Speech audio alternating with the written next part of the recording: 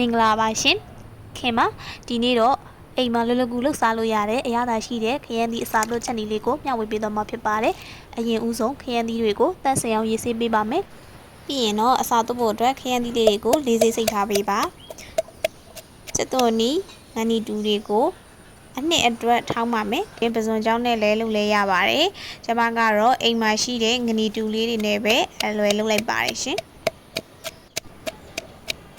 ငနီတူရဲ့ချုံငံအရသာနဲ့ကြက်သွန်နီရဲ့အရသာနဲ့ပေါင်းသွားရင်အရန်စားလို့ကောင်းပါတယ်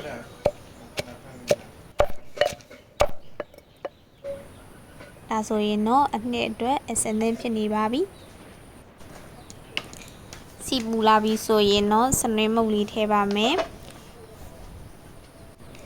ပြီးရင်တော့ထောင်းပြီးသားအနှစ်ကိုဒဲဥထဲမှာစီအနှဲငယ်ထည့်ပြီးစီသက်ပေးပါမယ်စီသက်တဲ့အချိန်မှာမှုေးလာပြီးတော့အယောင်ကြီးကလည်းလှသွားပါတယ်လိုအပ်ရင်စားအနှဲငယ်နဲ့အရသာမုတ်အနှဲငယ်ထည့်နိုင်ပါတယ်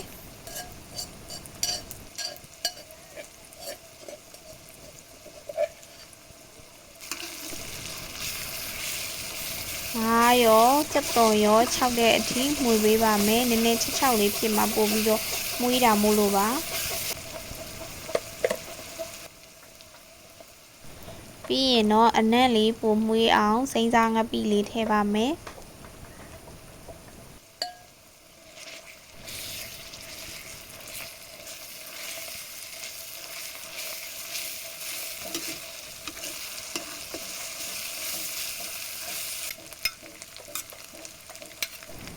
စီသက်လို့ခြောက်သွားပြီးအနံ့လေးလည်းမှုေးသွားပြီးဆိုရင်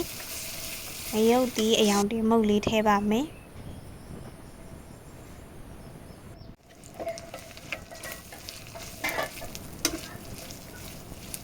အယောင်တင်မုတ်လေးမှုေးလာတဲ့အထိတဲအိုးကိုမှုေးပေးပါမယ်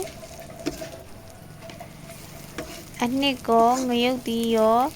ချောက်လေးနဲ့မှုေးလာပြီးဆိုရင်မီးပိတ်ပြီးတော့အနှဲငယ်အေးအောင်ထားလိုက်ပါမယ်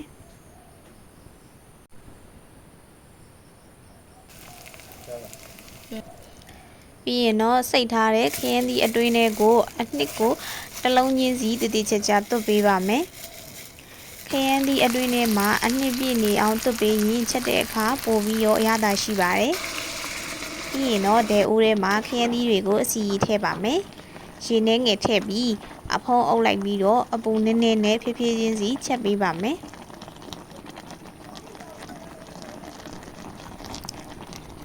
ခရမ်းသီးနူးလာပြီးတော့အနှစ်ရဲ့အရသာတွေခရမ်းသီးတဲ့စိတ်ဝင်စားတဲ့အခါအရသာကအကောင်းဆုံးဖြစ်လာပါတယ်ချက်နေစဉ်အတွင်းအိုးမကတ်အောင်ကြည့်ပေးပါလိုအပ်ရင်ရေအနှဲငယ်ထပ်ထည့်နေပါတယ်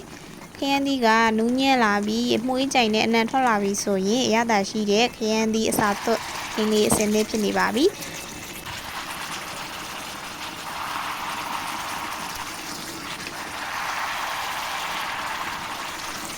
ပြီးရင်တော့ပကံထဲထည့်ပြီးထမင်းပူပူလေးနဲ့တွဲဖက်စားသုံးနိုင်ပါတယ်ခရမ်းသီးနူးနူးအီအီလေးနဲ့ငနီတူအနှစ်ရဲ့မှုေးကြိုင်တဲ့အရသာကအရန်စားလို့ကောင်းပါတယ်သဘောကျတယ်ဆိုရင် like နေပေးပြီးတော့ channel လေးကို subscribe လုပ်ထားပေးပါနော်